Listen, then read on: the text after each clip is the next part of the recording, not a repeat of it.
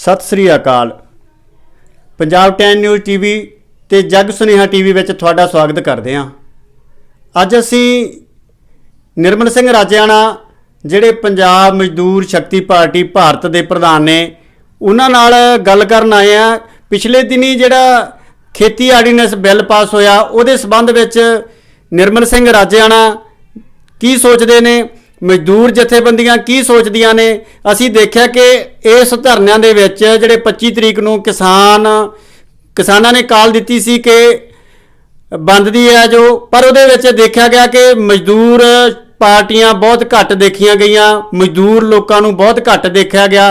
पर बेशक उत्थे नारे किसान मजदूर की एकता के लगते रहे। तो असी ये भी कहने में गुरेज नहीं करांगे कि कुछ मजदूरों का कहना है कि जदों झोना लवाई सीगी, झोने लाउण दा समां सी तां इन्हां ही किसानां ने उस गल का विरोध किया सी कि असी इन्ना रेट नहीं देना, असी इन्ना रेट देवांगे, असी इन्ना रेट नहीं लाउणा, असी इन्ना रेट देवांगे। तो बहुत सारे पिंडां दे गुरुद्वारियां चों भी, गुरुद्वारा साहिबान चों भी ये अनाउंसमेंटां होईयां कि मजदूर वर्ग जट्टां दे सिर चढ़ रहा है। तो बहुत थावां ते टकराव की स्थिति भी सानू मीडिया राहीं देखण सुणन नूं पढ़न नूं मिली। अज इन्हां बहुत सारिया गल्लां दा जवाब लैण लई बहुत सारे सवाल असी निर्मल सिंह राजियाणा नूं करांगे। निर्मल सिंह राजियाणा जी, सब तो पहला स्वागत करते हैं जी। हाँ जी, सारे वाहिगुरू सत श्री अकाल, वाहिगुरू जी का खालसा, वाहिगुरू जी की फतेह जी। निर्मल सिंह राजियाणा जी, जिहड़ा किसानी बिल पेश होया है भारत दी सरकार ने पेश किया है, मोदी सरकार ने, इहदे बारे थोड़ी जी संखेप च जानकारी दिओ। देखो जी, सब तो पहला जिहड़ा मोदी ने आर्डीनेंस पास किया किसान प्रति, ये जिहड़ा बिल सी, सब तो पहला एक सर्वे होया बीपी सिंह प्राइम मिनिस्टर मौके, ਉਹਦੇ ਵਿੱਚ स्वामीनाथ एक कमीशन IAS अफसर ਨੂੰ ਬਿਠਾਇਆ ਗਿਆ, क्योंकि कमीशन है ਜਿਹੜਾ ਉਹ ਰਾਸ਼ਟਰਪਤੀ ਵੱਲੋਂ ਬਿਠਾਇਆ ਜਾਂਦਾ ਹੈ। ਉਹਦੇ ਵਿੱਚ ਸਰਵੇ ਹੋਇਆ, ਕਿਸਾਨਾਂ ਨੇ ਆਪਣੀ ਇੱਕ ਡਿਮਾਂਡ ਰੱਖੀ ਸੀ ਵੀ ਸਾਨੂੰ ਖੁੱਲੀ ਮੰਡੀ ਦੇ ਵਿੱਚ ਜਿੰਸ ਵੇਚਣ ਦਾ ਅਧਿਕਾਰ ਦਿੱਤਾ ਜਾਵੇ। ਤਾਂ ਉਹ ਕੀ ਹੋਇਆ, ਉਸ ਟਾਈਮ ਜਿਹੜੀ ਮੰਡਲ ਕਮਿਸ਼ਨ ਰਿਪੋਰਟ ਦੇ ਤਹਿਤ ਸਰਕਾਰ ਚਲੀ ਗਈ ਸੀ बीपी ਸਿੰਘ, ਕਿਉਂਕਿ ਉਸ ਟਾਈਮ ਮੰਡਲ ਕਮਿਸ਼ਨ ਰਿਪੋर्ट ਨੂੰ ਰਾਮ ਵਿਲਾਸ ਪਾਸਵਾਨ ਨੇ ਔਰ बीपी ਸਿੰਘ ਦੀ ਸਰਕਾਰ ਮੌਕੇ ਇੰਪਲੀਮੈਂਟ ਕੀਤਾ ਗਿਆ। ਤਾਂ ਉਹਦੇ ਅਗੇਂਸਟ ਉਸ ਟਾਈਮ ਸਾਰੇ ਭਾਰਤ ਨੇ ਜਨਰਲ ਕੈਟਾਗਰੀਆਂ ਨੇ ਪਲੱਸ ਨਾਲ ਕਿਸਾਨ ਵੀ ਸੀ ਜਿਹੜਾ ਉਹਦਾ ਵਿਰੋਧ ਕੀਤਾ ਗਿਆ। ਤੇ ਉਸ ਟਾਈਮ ਉਹਦੀ ਜਿਹੜੀ ਇਹ ਸਰਕਾਰ ਚਲੀ ਗਈ ਸੀ ਤੇ ਉਹ ਜਿਹੜਾ ਕਮਿਸ਼ਨ ਸੀਗਾ ਉਹਦੀ ਜੋ ਰਿਪੋਰਟ ਸਰਵੇ ਹੋਇਆ ਤੇ ਉਹ ਇੱਕ ਬੰਦ ਬਕਸੇ 'ਚ ਬੰਦ ਕਰਕੇ ਰੱਖਤੀ ਇਹਨਾਂ ਨੇ, ਕਿਉਂਕਿ ਕਾਂਗਰਸ ਦੀ ਸਰਕਾਰ ਆ ਗਈ। ਔਰ ਉਸ ਤੋਂ ਬਾਅਦ ਕੀ ਹੋਇਆ, ਉਹ ਕਈ ਕਮਿਸ਼ਨ ਦੀਆਂ ਰਿਪੋਰਟਾਂ ਸਰਵੇ ਹੋ ਕੇ ਅੱਜ ਵੀ ਬੰਦ ਪਈਆਂ ਡੱਬਿਆਂ ਦੇ ਵਿੱਚ, ਉਹਨੂੰ ਇੰਪਲੀਮੈਂਟ ਨਹੀਂ ਕਰ ਰਹੀਆਂ, ਕਿਉਂਕਿ ਇਹ ਸਭ ਤੋਂ ਜਿਹੜੀ ਵੱਡੀ ਜ਼ਿੰਮੇਵਾਰੀ ਸੀ। ਕਾਂਗਰਸ ਸਰਕਾਰ ਨੇ ਸਭ ਤੋਂ ਪਹਿਲਾਂ ਰਾਜ ਕੀਤਾ ਜ਼ਿਆਦਾ ਚਿਰ। ਤਾਂ ਉਸ ਤੋਂ ਬਾਅਦ ਕੀ ਹੋਇਆ, ਕਿਉਂਕਿ ਕਮਿਸ਼ਨ ਕਈ ਬਹਿੰਦੇ ਆ, ਨਾਨਾਵਤੀ ਕਮਿਸ਼ਨ, ਸੈਮਨ ਕਮਿਸ਼ਨ, ਇਹ 8 ਪ੍ਰਕਾਰ ਦੇ ਕਮਿਸ਼ਨ ਬਣੇ ਜਿਹਦੇ ਵਿੱਚ ਸਰਵੇ ਹੋਇਆ। ਤਾਂ ਉਹਦੇ ਵਿੱਚ ਇਸ ਕਮਿਸ਼ਨ ਦੇ ਵਿੱਚ ਕੁਛ ਕਿਰਤੀਆਂ ਦੀਆਂ ਵੀ, ਮਜ਼ਦੂਰਾਂ ਦੀਆਂ ਵੀ ਕੰਡੀਸ਼ਨਾਂ ਲਾਈਆਂ ਗਈਆਂ ਸੀਗੀਆਂ। ਇਹਨਾਂ ਨੂੰ ਸੂਚਕਾਂਕ ਨਾਲ ਜੋੜਿਆ ਗਿਆ, ਇਹਨਾਂ ਦੀ ਫਸਲ ਨੂੰ, ਔਰ ਕਮਿਸ਼ਨ ਨੂੰ ਵੀ ਇਹਨੇ ਜਿਹੜੇ ਆਪਣੀ ਮਜ਼ਦੂਰ ਹੈ ਇਹਨਾਂ ਨੂੰ ਵੀ 6 ਮਹੀਨੇ ਬਾਅਦ, ਸਾਲ ਬਾਅਦ ਉਹਨਾਂ ਦੀ ਲੇਬਰ ਦੇ ਵਿੱਚ ਵਾਧਾ ਕਰਨ ਦਾ ਵੀ ਨਾਲ ਅਧਿਕਾਰ ਦਿੱਤਾ ਗਿਆ ਸੀ। ਇਹਦੇ ਵਿੱਚ ਅੱਜ ਜਿਹੜਾ ਕਿਸਾਨ ਜਿਸ ਵਕਤ ਉਸ ਮੋਦੀ ਸਰਕਾਰ ਨੇ ਇਹਨੂੰ ਇੰਪਲੀਮੈਂਟ ਕੀਤਾ, ਲਾਗੂ ਕੀਤਾ, ਤਾਂ ਉਹਦੇ ਅਗੇਂਸਟ ਜੋ ਕਿਸਾਨ ਪ੍ਰਤੀ ਰੋਸ ਹੋਇਆ, ਤਾਂ ਮੈਂ ਇਹ ਕਹੂੰਗਾ ਸੂਬੇ ਸਰਕਾਰਾਂ ਨੇ ਵੀ ਲਿਖ ਕੇ ਦਿੱਤਾ, ਬਾਦਲ ਸਾਹਿਬ ਨੇ ਵੀ ਲਿਖ ਕੇ ਦਿੱਤਾ ਰਿਟਨ ਦੇ ਵਿੱਚ, ਔਰ ਉਸ ਨੇ ਵੀ ਲਿਖ ਕੇ ਦਿੱਤਾ ਸਾਡੇ ਕੈਪਟਨ ਸਾਹਿਬ ਨੇ। ਅੱਜ ਇਹ ਲੋਕਾਂ ਨੂੰ ਗੁੰਮਰਾਹ ਕਰ ਰਹੀਆਂ। ਹੁਣ ਸਾਡੀ ਹਰਸਿਮਰਜੀਤ ਕੌਰ ਜਿਹੜੀ ਬਾਦਲ ਹੈ, बीपी ਨੇ ਅਸਤੀਫਾ ਦਿੱਤਾ ਸਿਰਫ ਕਿਸਾਨ ਦਾ ਕਹਿ ਕੇ। ਪੰਜਾਬ ਦੇ ਵਿੱਚ ਮੈਂ ਕਹਿੰਦਾ ਵੀ ਹੋਰ ਵੀ ਲੋਕ, ਗਰੀਬ ਲੋਕ ਵੀ ਵੱਜਦੇ, ਮਜ਼ਦੂਰਾਂ ਦਾ ਵੀ ਉਹਦੇ ਵਿੱਚ ਜੇ ਸਾਰਿਆਂ ਦਾ ਨਾਂ ਲਿੱਤਾ ਜਾਂਦਾ ਤਾਂ ਬਹੁਤ ਵਧੀਆ ਗੱਲ ਹੋਣੀ ਸੀ। ਸਿਰਫ ਉਹਨੇ ਕਿਹਾ ਮੈਂ ਕਿਸਾਨ ਦੀ ਧੀ ਹੈ, ਕਿਸਾਨ ਪ੍ਰਤੀ ਮੈਂ ਆਪਣਾ ਰੋਸ ਜ਼ਾਹਰ ਕਰਦੀ ਹੋਈ ਅਸਤੀਫਾ ਦਿੰਦੀ ਸਰਕਾਰ 'ਚੋਂ। ਤਾਂ ਇਹ 420 420 ਨਹੀਂ ਤਾਂ ਹੋਰ ਕੀ ਹੈ। ਅੱਜ ਕੈਪਟਨ ਸਾਹਿਬ ਕਿਸਾਨ ਮਹਾਸਭਾ ਦੇ ਪ੍ਰਧਾਨ ਹੈ, ਅਤੇ ਅੱਜ ਸਾਰਾ ਕੈਪਟਨ ਨੇ ਜ਼ੋਰ ਲਾਤਾ ਕਾਂਗਰਸ ਪਾਰਟੀ ਨੇ ਜਿਹੜੇ ਕਿਸਾਨ ਦੇ ਇਸ਼ੂ ਦੇ ਉੱਤੇ। ਅਤੇ ਸਭ ਤੋਂ ਵੱਡੀ ਜਿਹੜੀ ਮੈਨੂੰ ਮਹਿਸੂਸ ਹੋਇਆ ਵੀ ਜੇ ਮਜ਼ਦੂਰ ਕੋਈ ਕਿਸੇ ਗੁਰਦੁਆਰਾ ਸਾਹਿਬ ਦੇ ਵਿੱਚ ਜਾ ਕੇ ਜਾਂ ਰੋਟੀ ਪਾਣੀ ਮੰਗਦਾ ਤੇ ਉਸ ਬੰਦੇ ਨੂੰ ਧੱਕੇ ਮਾਰੇ ਜਾਂਦੇ ਆ। ਤੇ ਅੱਜ ਕਿਸਾਨਾਂ ਦੇ ਪ੍ਰਤੀ ਸਾਰੇ ਗੁਰਦੁਆਰਾ ਸਾਹਿਬ ਨੇ ਜਾ ਕੇ ਲੰਗਰ ਲਾਏ ਔਰ ਇੱਥੋਂ ਤੱਕ ਕਿ ਸਾਡੀਆਂ ਧਾਰਮਿਕ ਜਥੇਬੰਦੀਆਂ ਦੇ ਆਗੂਕਾਰਾਂ ਨੇ ਵੀ ਧਰਨਾ ਦਿੱਤਾ। ਜੇ ਕਿਤੇ ਮਜ਼ਦੂਰਾਂ ਦੀ ਕੋਈ ਗੱਲ ਹੁੰਦੀ ਹੈ ਤਾਂ ਉਦੋਂ ਸਾਡੇ ਧਾਰਮਿਕ ਜਥੇਦਾਰ ਕਹਿੰਦੇ ਨਹੀਂ ਜੀ ਅਸੀਂ ਤਾਂ ਧਾਰਮਿਕ ਜਥੇਬੰਦੀ ਆ ਸਾਡੀ, ਅਸੀਂ ਕਿਸੇ ਪੋਲੀਟੀਕਲ ਪਾਰਟੀ ਦੇ ਵਿੱਚ ਇੰਟਰਫੀਅਰ ਹੀ ਨਹੀਂ ਕਰ ਸਕਦੇ। ਤੇ ਅੱਜ ਇੰਟਰਫੀਅਰ ਬਾਬਾ ਹਰਨਾਮ ਦਾਸ ਧੁੰਮਾ ਜੀ, ਹਾਲੇ ਕਿ ਉਸ ਬਾਬਾ ਹਰਨਾਮ ਦਾਸ ਧੁੰਮਾ ਦਮਦਮਾ ਟਕਸਾਲ ਦੇ ਮੁਖੀ ਨੂੰ ਕਿਸਾਨਾਂ ਨੇ ਬਹੁਤ ਵੱਡਾ ਰੋਸ ਵੀ ਕੀਤਾ, ਉਹਦੇ ਤੇ ਮਤਲਬ ਇਤਰਾਜ਼ ਕੀਤਾ, ਤਾਂ ਫਿਰ ਵੀ ਉਹ ਵੇਖ ਲਓ ਧਰਨਾ ਦੇ ਵਿੱਚ ਪਹੁੰਚਿਆ ਕਿਸਾਨਾਂ ਪ੍ਰਤੀ। ਔਰ ਜੇ ਕਦੇ ਕਿਸਾਨਾਂ ਦੇ ਨਾਲ ਕਦੇ ਮਜ਼ਦੂਰਾਂ ਦੀ ਵੀ ਗੱਲ ਹੁੰਦੀ ਤਾਂ ਕਿਸਾਨ ਮਜ਼ਦੂਰ ਵੀ ਮਜ਼ਦੂਰਾਂ ਪ੍ਰਤੀ ਵੀ ਕਹਿੰਦੇ ਵੀ ਇਹਨਾਂ ਦੀ 1000 ਜਿਹੜੀ ਦਿਹਾੜੀ 1000 ਰੁਪਇਆ ਹੋਣੀ ਚਾਹੀਦੀ ਹੈ। ਔਰ ਈਵਨ ਇੱਥੋਂ ਤੱਕ ਅਸੀਂ ਕਿਹਾ ਵੀ ਅਸੀਂ 500 ਰੁਪਇਆ ਇਨਕਮ ਟੈਕਸ ਦੇਣ ਨੂੰ ਸਰਕਾਰ ਨੂੰ ਕਿਹਾ। ਕੋਈ ਜਥੇਬੰਦੀ ਨੇ ਅੱਜ ਤੱਕ, ਜਾਂ ਕਿਸਾਨ ਹੈ ਚਾਹੇ ਮਜ਼ਦੂਰ ਹੈ ਚਾਹੇ ਕੋਈ ਵੀ ਹੈ, ਪਰ ਅੱਜ ਤੱਕ ਕਿਸੇ ਇਹ ਨਹੀਂ ਆਖਿਆ ਵੀ ਅਸੀਂ 500 ਰੁਪਇਆ ਪਰ ਮੰਥ ਗੌਰਮੈਂਟ ਨੂੰ ਇਨਕਮ ਟੈਕਸ ਦੇਣ ਨੂੰ ਤਿਆਰ ਹੈ। ਕੋਈ ਕਵੇ, ਅਸੀਂ ਕਹਿੰਦੇ ਆ ਵੀ ਸਾਡੇ ਜਿਹੜੀ ਮਜ਼ਦੂਰ ਦੀ ਦਿਹਾੜੀ ਹੈ ਉਹ 1000 ਰੁਪਇਆ ਹੋਵੇ ਤੇ ਅਸੀਂ 500 ਰੁਪਇਆ ਟੈਕਸ ਦੇਣ ਨੂੰ ਤਿਆਰ ਹੈ ਸਰਕਾਰ ਨੂੰ, ਉਹ ਵੀ ਸਰਕਾਰੀ ਰੇਟ। ਤਾਂ ਇਸ ਕਰਕੇ ਜਿਹੜਾ ਕਿਸਾਨਾਂ ਪ੍ਰਤੀ ਰੋਸ ਸਾਡੀਆਂ ਮਜ਼ਦੂਰ ਜਥੇਬੰਦੀਆਂ ਦਾ ਹੋਇਆ। ਸਭ ਤੋਂ ਪਹਿਲਾਂ ਤਾਂ ਕਦੇ ਮਜ਼ਦੂਰ ਜਥੇਬੰਦੀ ਦਾ ਸਾਥ ਹੀ ਨਹੀਂ ਦਿੱਤਾ ਕਿਸਾਨ ਪਾਰਟੀਆਂ ਨੇ, ਉਲਟਾ ਉਹਦਾ ਸ਼ੋਸ਼ਣ ਕੀਤਾ, ਵਿਰੋਧ ਕੀਤਾ। ਥੋੜੇ ਚਿਰ ਹੋ ਗਏ, 3-4 ਮਹੀਨੇ ਹੋਏ ਹੈ, ਜਿੰਨਾ ਚਿਰ ਝੋਨਾ ਲਾਇਆ ਗਿਆ, ਉਸ ਝੋਨੇ ਦੇ ਤਹਿਤ ਜੋ ਮਜ਼ਦੂਰ ਦੀ ਦੁਰਦਿਸ਼ਾ ਕਿਸਾਨ ਪ੍ਰਤੀ ਹੋਈ ਹੈ ਜਾਂ ਉਹਦਾ ਸ਼ੋਸ਼ਣ ਕੀਤਾ ਗਿਆ, ਈਵਨ ਇੱਥੋਂ ਤੱਕ ਕਿ ਗੋਲੀ ਚੱਲੀ ਮਜ਼ਦੂਰਾਂ ਤੇ, ਗੋਲੀਆਂ ਉਹਨਾਂ ਦੇ ਆਗੂਕਾਰਾਂ ਤੇ ਗੋਲੀਆਂ ਚਲਾਈਆਂ ਗਈਆਂ ਮਜ਼ਦੂਰਾਂ ਦੇ। ਇਹ ਗੋਲੀਆਂ ਕਿਉਂ ਚੱਲੀਆਂ ਜੀ? ਇਹ ਕਾਰਨ ਕੀ ਸੀਗਾ? ਦੇਖੋ ਕਾਰਨ ਇਹ ਹੈ, ਮਜ਼ਦੂਰ ਆਪਦਾ ਰਾਈਟ ਮੰਗਦੇ ਸੀ ਔਰ ਉਹਨਾਂ ਤਾਂ ਸਰਕਾਰ ਤੋਂ ਹੀ ਮੰਗਿਆ, ਕਿਸਾਨ ਤੋਂ ਤਾਂ ਕੋਈ ਮੰਗਿਆ ਨਹੀਂ। ਕੋਈ ਕਿਸਾਨ ਜੇ ਅੱਜ ਮੰਗਦਾ ਹੈ ਤਾਂ ਸਰਕਾਰ ਤੋਂ ਮੰਗਦਾ ਹੈ, ਤੇ ਮਜ਼ਦੂਰਾਂ ਨੇ ਵੀ ਜਿਹੜੀ ਡਿਮਾਂਡ ਹੈ ਉਹ ਕਿਸਾਨਾਂ ਨਾਲ ਹੈ। ਉਹਨਾਂ ਜੋ ਕਿਸਾਨ ਨੇ ਮਜ਼ਦੂਰ ਨੇ ਕਿਹਾ ਵੀ ਸਾਡਾ ਜਿਹੜਾ ਰੇਟ ਹੈ ਉਹ 5500 ਰੁਪਇਆ ਜਾਂ 6000 ਹੋਣਾ ਚਾਹੀਦਾ। ਤੇ ਕਿਸ ਗੱਲ ਦਾ ਰੇਟ? ਤੁਸੀਂ ਝੋਨੇ ਦੀ ਲਵਾਈ ਦੀ ਮਜ਼ਦੂਰੀ ਦੀ ਗੱਲ ਤਾਂ ਨਹੀਂ ਕਰਦੀ, ਜਿਹੜੀ ਮਜ਼ਦੂਰਾਂ ਨੂੰ ਮਜ਼ਦੂਰੀ ਮਿਲਣੀ ਸੀ ਝੋਨੇ ਦੀ ਲਵਾਈ, ਜਦੋਂ ਤੁਸੀਂ ਝੋਨੇ ਲਾਉਣ ਦੀ ਗੱਲ ਕਰਦੇ ਹੋ? ਦੇਖੋ ਸਭ ਤੋਂ ਪਹਿਲਾਂ ਜਦੋਂ ਪਹਿਲਾ ਰੇਟ ਆਇਆ ਹੈ ਝੋਨੇ ਦੇ ਵਿੱਚ, ਝੋਨੇ ਦੀ ਲਵਾਈ ਆ ਗਈ, ਉਦੋਂ ਪਹਿਲਾਂ ਲੋਕਡਾਊਨ ਦੇ ਵਿੱਚ ਲੋਕ ਕਾਫੀ ਪਰੇਸ਼ਾਨ ਸੀ, ਕਿਸਾਨ ਵੀ ਸਾਰੇ ਲੋਕ ਹੀ ਪਰੇਸ਼ਾਨ ਸੀ। ਤਾਂ ਕਹਿਦਾ ਭਾਵ ਜਦੋਂ ਝੋਨਾ ਲਾਉਣ ਦੀ ਵਾਰੀ ਆਈ ਤਾਂ ਮਜ਼ਦੂਰਾਂ ਨੇ ਆਪਣਾ ਜਿਹੜਾ ਰੇਟ ਸੀ ਉਹ 6000 ਰੁਪਇਆ ਜਾਂ 5500 ਜਾਂ 5000 ਰੁਪਇਆ ਮੰਗਿਆ। ਤਾਂ ਉਸ ਤੋਂ ਬਾਅਦ ਕੀ ਹੋਇਆ, ਕਿਸਾਨ ਜਥੇਬੰਦੀਆਂ ਨੇ ਉਹਦਾ ਡਟ ਕੇ ਵਿਰੋਧ ਕੀਤਾ ਔਰ ਸ਼ੋਸ਼ਣ ਕੀਤਾ। ਈਵਨ ਇੱਥੋਂ ਤੱਕ ਕਈ ਲੜਾਈਆਂ ਵੀ ਹੋਈਆਂ, ਤਾਂ ਕਈ ਕਿਸਾਨਾਂ ਨੇ ਇਹ ਵੀ ਲਾਰਾ ਲਾ ਕੇ ਝੋਨਾ ਲਵਾਇਆ ਵੀ ਤੁਸੀਂ ਉਹ ਕਰੋ, ਜੋ ਰੇਟ ਹੋਇਆ ਤੁਹਾਨੂੰ ਦੇਵਾਂਗੇ ਤੇ ਤੁਸੀਂ ਸਾਡਾ ਝੋਨਾ ਲਾਓ।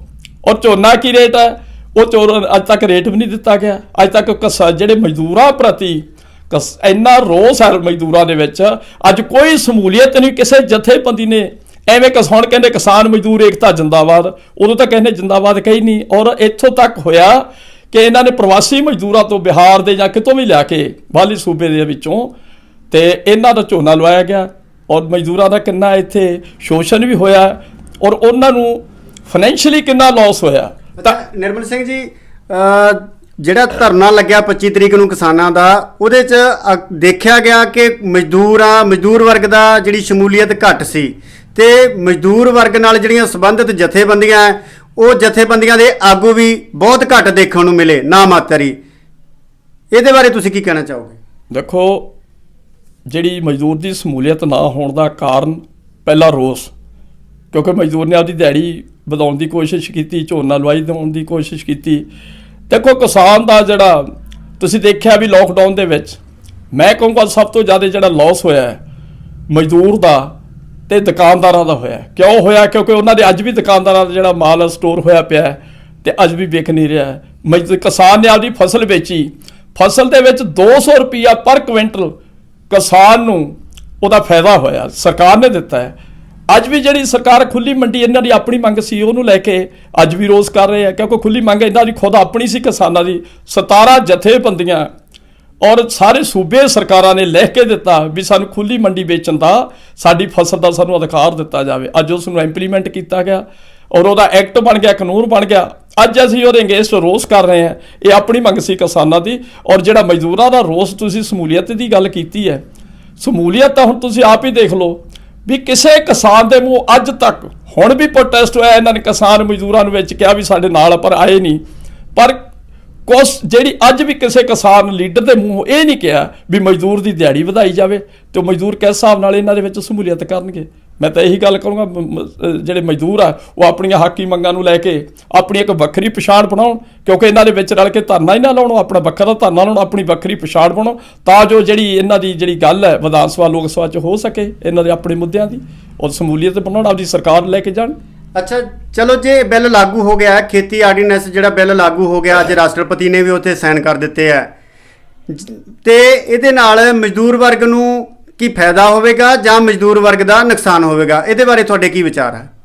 ਦੇਖੋ ਜੀ, ਮਜ਼ਦੂਰ ਆ ਜਿਹੜਾ, ਚਾਹੇ ਉਹ ਤੋਂ ਸਰਕਾਰ ਲੇਬਰ ਕਰਵਾਵੇ, ਚਾਹੇ ਉਹ ਤੋਂ ਪ੍ਰਾਈਵੇਟ ਠੇਕੇਦਾਰ ਲੇਬਰ ਕਰਵਾਉਣ, ਉਹਨੂੰ ਤਾਂ ਆਪਦੀ ਮਜ਼ਦੂਰੀ ਲੈਣੀ ਹੈ। ਮਜ਼ਦੂਰ ਦਾ ਮੇਰੇ ਹਿਸਾਬ ਨਾਲ ਐਡਾ ਕੋਈ ਲੋਸ ਨਹੀਂ, ਪਰ ਮਜ਼ਦੂਰ ਦਾ ਇੱਕ ਚੀਜ਼ ਦਾ ਲੋਸ ਆ ਵੀ ਉਹਦੀ ਦਿਹਾੜੀ ਵਧਾਈ ਜਾਵੇ।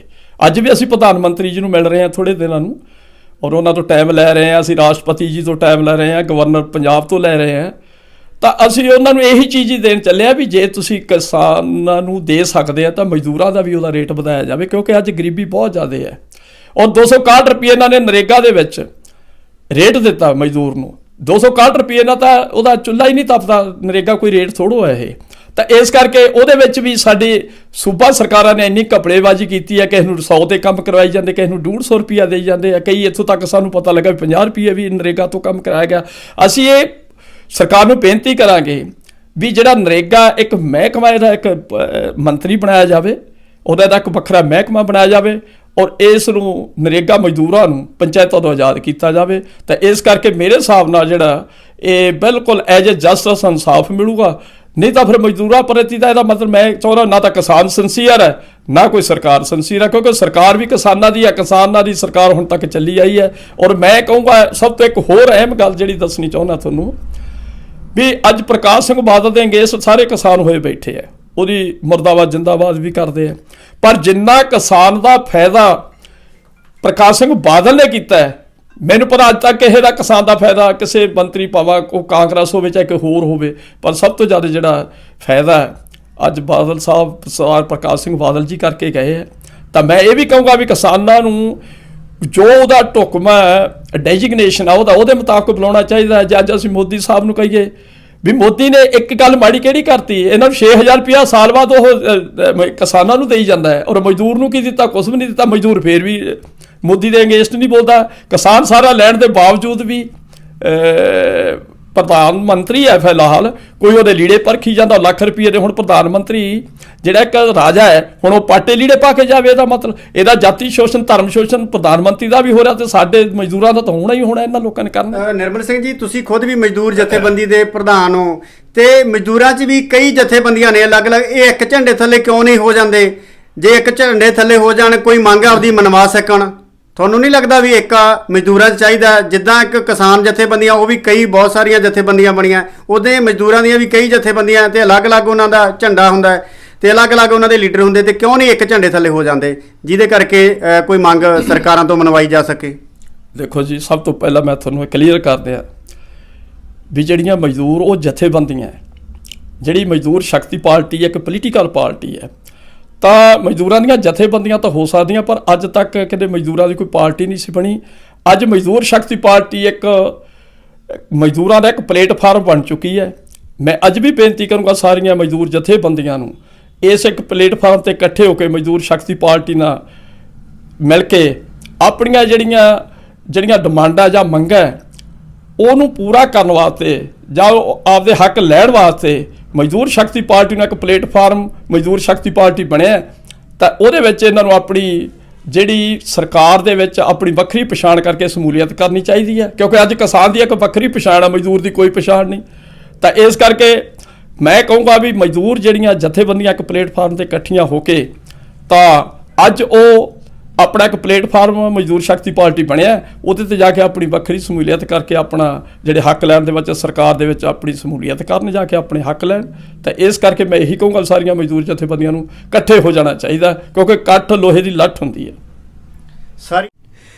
ਰਾਜਿਆਣਾ ਸਾਹਿਬ, ਮੈਂ ਗੱਲ ਕਰਾਂ ਜਿਹੜੇ ਸਾਡੇ ਮਜ਼ਦੂਰ ਵਰਗ 'ਚੋਂ ਗਏ ਲੋਕ ਨੇ, ਪੋਲੀਟੀਕਲ ਲੋਕ ਜਿਹੜੇ ਖਾਸ ਕਰਕੇ ਰਿਜ਼ਰਵ ਹਲਕੇ ਤੋਂ ਜਿੱਤੇ ਲੋਕ ਨੇ, ਚਾਹੇ MLA MP ਜਾਂ ਹੋਰ ਜਿਹੜੇ ਇੱਦਾਂ ਦੇ ਲੋਕ ਨੇ, ਦੇਖਿਆ ਵੀ ਉਹ ਮਜ਼ਦੂਰਾਂ ਦੇ ਹੱਕ 'ਚ ਘੱਟ ਖੜਦੇ ਨੇ ਤੇ ਧਨਾੜ ਲੋਕਾਂ ਦੇ ਹੱਕ 'ਚ ਜ਼ਿਆਦਾ ਖੜਦੇ ਨੇ।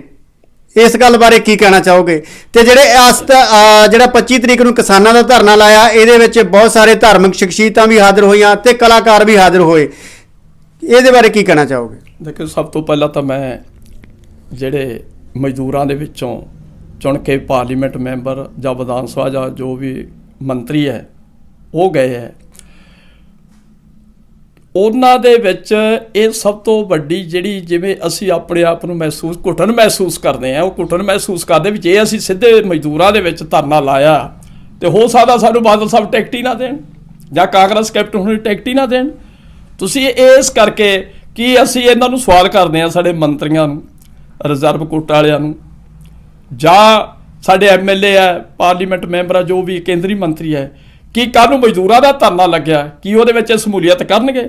ਦੇਖੋ, ਤੁਹਾਡੇ ਕਿਸਾਨਾਂ ਦਾ ਧਰਨਾ ਲੱਗਿਆ, ਬਾਦਲ ਸਾਹਿਬ, ਈਵਨ ਇੱਥੋਂ ਤੱਕ ਮਾਨ ਪਾਰਟੀ ਹੋਈ, ਸਿਮਰਜੀਤ ਮਾਨ ਹੋਇਆ, ਭਗਵੰਤ ਮਾਨ ਹੋਇਆ, ਆਮ ਪਾਰਟੀ ਹੋਈ, ਅਕਾਲੀ ਦਲ ਹੋਇਆ, ਕਾਂਗਰਸ ਹੋਇਆ, 17 ਜਥੇਬੰਦੀਆਂ, ਸਭ ਦੀ ਇੱਕੋ ਆਵਾਜ਼ ਹੈ ਵੀ ਸਾਡਾ ਕਿਸਾਨ ਪ੍ਰਤੀ ਸਾਡਾ ਰੇਟ ਵਧੇ ਜਾਂ ਸਾਡਾ ਇਹ ਆਰਡੀਨੈਂਸ ਵਾਪਸ ਲਿਆ ਜਾਵੇ ਸਰਕਾਰ ਨੂੰ।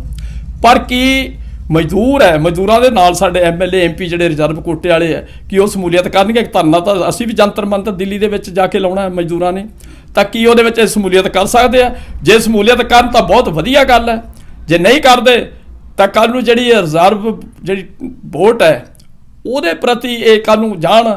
ਤੇ ਮੈਂ ਨਹੀਂ ਆਉਂਦਾ ਵੀ ਮਜ਼ਦੂਰ ਲੋਕ ਇਹਨਾਂ ਨੂੰ ਵੋਟ ਸਿੱਧੇ ਨਾਲ, ਮੈਂ ਤਾਂ ਨਹੀਂ ਆਉਂਦਾ ਵੀ ਇਹਨਾਂ ਦਾ ਸੋਸ਼ਲ ਬਾਈਕਾਟ ਕਰਨਾ ਚਾਹੀਦਾ। ਅੱਛਾ, ਮੀਡੀਆ 'ਚ ਕੋਈ ਸੁਰਖੀਆਂ ਆਈਆਂ ਕਿ ਭਾਰਤ ਦੀ ਮੋਦੀ ਸਰਕਾਰ ਨੇ ਜਿਹੜੇ ਕਿਰਤ ਕਾਨੂੰਨ ਹੈ, ਜਿਹੜੇ ਕਿਰਤੀਆਂ ਨਾਲ ਸੰਬੰਧਿਤ ਕਾਨੂੰਨ ਹੈ, ਉਹਨਾਂ ਨੂੰ ਵੀ, ਕਈ ਕਾਨੂੰਨਾਂ ਨੂੰ ਰੱਦ ਕੀਤਾ। ਇਹਦੇ ਬਾਰੇ ਕੋਈ ਜਾਣਕਾਰੀ ਹੈ ਤੁਹਾਨੂੰ? ਦੇਖੋ ਜੀ, ਮੈਨੂੰ ਤਾਂ ਇੱਥੋਂ ਤੱਕ ਪਤਾ ਹੈ ਬਈ ਜਿਹੜਾ ਕਿਰਤ ਕਾਨੂੰਨ ਬਣਿਆ ਉਹ ਕਾਨੂੰਨ ਬਾਬਾ ਸਾਹਿਬ ਡਾਕਟਰ ਅੰਬੇਡਕਰ ਨੇ ਸਾਡੇ ਭਾਰਤ ਦੇ ਸੰਵਿਧਾਨ ਦੇ ਵਿੱਚ ਇੱਕ ਐਕਟ ਬਣਿਆ ਮਜ਼ਦੂਰ ਕਿਰਤ, ਜਿਹਨੂੰ ਉਸ ਨੇ ਮੌਲਿਕ ਅਧਿਕਾਰ ਦਿੱਤਾ ਗਿਆ। ਜਿਹੜੀ ਚੀਜ਼ ਨੂੰ ਮੌਲਿਕ ਅਧਿਕਾਰ ਦਿੱਤਾ ਜਾਵੇ ਉਹਨੂੰ ਕਦੇ ਰੱਦ ਨਹੀਂ ਕੀਤਾ ਜਾ ਸਕਦਾ, ਨਾ ਉਹਨੂੰ ਉਹਦਾ ਬਦਲਾਅ ਆਉਂਦਾ ਹੈ। ਤਾਂ ਇਸ ਕਰਕੇ ਇਹ ਇੱਕ ਅਫਵਾਹ ਹੈ ਮੇਰੇ ਹਿਸਾਬ ਨਾਲ। ਤਾਂ ਮੈਂ ਕਹੂੰਗਾ ਵੀ ਇਹਨੂੰ ਰੱਦ ਨਹੀਂ ਕੋਈ ਕਰ ਸਕਦਾ। ਜੋ ਐਕਟ ਬਣ ਗਿਆ ਉਹਨੂੰ ਮੌਲਿਕ ਅਧਿਕਾਰ, ਜੇ ਇਸ ਚੀਜ਼ ਨੂੰ ਮੌਲਿਕ ਅਧਿਕਾਰ ਮਿਲ ਜੇ ਤਾਂ ਉਹਨੂੰ ਕੋਈ ਸੰਵਿਧਾਨ ਦੇ ਵਿੱਚ ਮੌਲਿਕ ਅਧਿਕਾਰ ਦਿੱਤਾ ਜਾਂਦਾ, ਉਹਨੂੰ ਕੋਈ ਰੱਦ ਨਹੀਂ ਕਰ ਸਕਦਾ। ਇਹ ਇੱਕ ਜ਼ਿਆਦਾ ਅਫਵਾਹ ਹੋ ਸਕਦੀ ਹੈ। ਜੋ ਕਾਨੂੰਨ ਐਕਟ ਮਜ਼ਦੂਰਾਂ ਪ੍ਰਤੀ ਬਣਿਆ ਉਹਨੂੰ ਚੋਣ ਸਾਡੇ ਇਲੈਕਸ਼ਨ ਕਮਿਸ਼ਨ ਇਹਨੂੰ ਜਿਹੜਾ ਸਾਡਾ ਲੇਬਰ ਕਮਿਸ਼ਨਰ ਹੈ ਉਹਨੂੰ ਪਾਵਰਾਂ ਦਿੱਤੀਆਂ ਗਈਆਂ, ਤੁਸੀਂ ਲੇਬਰਾਂ ਦੀ ਗੱਲ ਸੁਣ ਕੇ ਜੋ ਉਹਨਾਂ ਦਾ ਰਾਈਟ ਬਣਦਾ, ਜੋ ਉਹਨਾਂ ਦੀਆਂ ਜਥੇਬੰਦੀਆਂ ਰਜਿਸਟਰਡ ਕਰੋ ਤੇ ਉਹਨਾਂ ਨੂੰ ਦਿੱਤਾ ਜਾਵੇ। ਕਿਉਂਕਿ ਸਾਡੀ 2 ਜਥੇਬੰਦੀਆਂ ਬਣੀਆਂ ਵੱਡੀਆਂ, ਜਿਹਨੂੰ ਅਸੀਂ FCI ਲੇਬਰ ਯੂਨੀਅਨ ਕਹਿੰਦੇ ਆ, ਉਹ ਦੂਜਾ ਨਾਲ ਹੀ ਆਲ ਇੰਡੀਆ ਫੂਡ ਲਾਈਟ। ਉਹਦੇ ਵਿੱਚ ਵੀ ਇਹਨਾਂ ਨੇ ਉਹਨਾਂ ਮਜ਼ਦੂਰਾਂ ਨੂੰ ਡਰਾ ਕੇ ਰੱਖਿਆ ਹੋਇਆ ਵੀ ਜੇ ਤੁਸੀਂ ਸਾਨੂੰ ਵੋਟ ਨਾ ਪੋਲ ਕਰੋਗੇ ਤਾਂ ਅਸੀਂ ਤੁਹਾਨੂੰ ਗਾਹ ਨੂੰ ਰੁਜ਼ਗਾਰ ਨਹੀਂ ਦੇਣਾ, ਕਿਉਂਕਿ ਟੈਂਡਰ ਤੇ ਹੋ ਰਿਹਾ ਸਾਰਾ ਕੰਮ, ਟੈਂਡਰ ਸਰਕਾਰ ਦੇ ਹੱਥ 'ਚ ਹੁੰਦਾ। ਤਾਂ ਇਸ ਕਰਕੇ ਮੈਂ ਕਹੂੰਗਾ ਵੀ ਇਹਨੂੰ ਕੌਮਾਂਤਰੀ ਪੱਧਰ ਤੇ ਇਹਨੂੰ ਇੱਕ ਵਧੀਆ ਸੇਧ ਬਣਾ ਕੇ ਤੇ ਸਾਡੇ ਮਜ਼ਦੂਰ ਦੀ ਦਿਹਾੜੀ ਫਿਕਸ ਕਰ ਦੇਣੀ ਚਾਹੀਦੀ ਹੈ। ਆਏ ਸਾਲ ਸਾਨੂੰ ਵੀ ਇੰਕਰੀਮੈਂਟ ਲੱਗਣੀ ਚਾਹੀਦੀ ਮਜ਼ਦੂਰ ਦੇ, ਕਿਉਂਕਿ ਮਜ਼ਦੂਰ ਮਹਿੰਗਾਈ ਬਹੁਤ ਜ਼ਿਆਦਾ ਹੋ ਗਈ, ਮਜ਼ਦੂਰ ਦਾ ਜਿਹੜਾ ਗੁਜ਼ਾਰਾ ਬੜੀ ਮੁਸ਼ਕਿਲ ਨਾਲ ਹੋ ਰਿਹਾ ਹੈ। ਤਾਂ ਇਸ ਕਰਕੇ ਦੇਖੋ ਸਾਰਾ ਕੁਛ ਹੀ ਜਦੋਂ ਵੀ ਸਾਡੇ ਕੋਈ ਮੁੱਦੇ ਬਣਦੇ ਹੈ, ਅੱਜ ਕੀ ਹੋਇਆ ਤੁਹਾਡੇ ਸਾਹਮਣੇ ਦੇਖ ਲਓ ਵੀ ਸਭ ਤੋਂ ਜਿਹੜਾ ਬੇਸ ਹੈ ਉਹ ਸਾਡੀ ਮਜ਼ਦੂਰੀ ਹੈ ਔਰ ਦੂਜੇ ਨੌਕਰੀ ਹੈ। ਮੈਂ ਪਿੱਛੇ ਜੇ ਵੀ ਕਿਹਾ ਸੀ ਜੇ ਕਿਸਾਨਾਂ ਦੀਆਂ ਤੁਸੀਂ ਮੰਗਾਂ ਮੰਨਦੇ ਆ ਜਾਂ ਮੋਟਰਾਂ ਦੇ ਬਿੱਲ ਮਾਫ ਕਰਦੇ ਆ ਜਾਂ ਉਹਨਾਂ ਦਾ ਕਰਜ਼ਾ ਮਾਫ, ਸਾਨੂੰ ਕੋਈ ਇਤਰਾਜ਼ ਨਹੀਂ, ਪਰ ਤੁਸੀਂ ਆਉਂ ਕਰੋ ਕਿਸਾਨਾਂ ਦੀਆਂ ਮੋਟਰਾਂ ਦੇ ਬਿਜਲੀ ਦੀਆਂ ਮੋਟਰਾਂ ਦੇ ਬਿੱਲ ਮਾਫ ਕਰ ਦਿਓ, ਸਾਡੇ ਮਜ਼ਦੂਰ ਦੇ ਬੱਚਿਆਂ ਨੂੰ ਨੌਕਰੀ ਮਿਲਣੀ ਚਾਹੀਦੀ ਸਰਕਾਰੀ ਤੌਰ ਤੇ, ਕਿਉਂਕਿ ਸਾਨੂੰ ਕਿਸੇ ਨੇ ਲੋਨ ਤਾਂ ਦਿੱਤਾ ਹੀ ਨਹੀਂ, ਨਾ ਹੀ ਸਾਡੇ ਮੋਟਰਾਂ ਲੱਗੀਆਂ, ਨਾ ਹੀ ਸਾਡੇ ਕੋਲ ਜ਼ਮੀਨਾਂ ਹੈ। ਕਿਉਂਕਿ ਜਿਹੜੀ ਜ਼ਮੀਨ ਹੈ ਉਹ ਕਿਸਾਨਾਂ ਨੇ ਖੁਦ ਆਪ ਮਹਿੰਗੀ ਕੀਤੀ, ਉਹ ਮਜ਼ਦੂਰਾਂ ਨੇ ਤਾਂ ਕੀਤੀ ਨਹੀਂ। ਮਜ਼ਦੂਰ ਤਾਂ ਅੱਜ 2 ਮਰਲੇ ਥਾਂ ਲੈਣ ਨੂੰ ਤਰਸਦਾ ਫਿਰਦਾ ਵੀ, ਕਿਉਂਕਿ ਜ਼ਮੀਨ ਦਾ ਥਾਂ ਹੀ ਇੰਨੇ ਮਹਿੰਗੇ ਹੋ ਗਏ। ਤਾਂ ਇਸ ਕਰਕੇ ਮੈਂ ਕਹੂੰਗਾ ਵੀ ਜਿਹੜੀਆਂ ਮੋਟਰਾਂ ਦੇ ਬਿੱਲ ਹੈ ਉਹ ਕਿਸਾਨਾਂ ਨੇ ਮਾਫ ਕਰੋ, ਸਾਨੂੰ ਕੋਈ ਇਤਰਾਜ਼ ਨਹੀਂ, ਉਹਦਾ ਕਰਜ਼ਾ ਮਾਫ ਹੋ ਜਾਏ, ਸਾਨੂੰ ਕੋਈ ਇਤਰਾਜ਼ ਨਹੀਂ।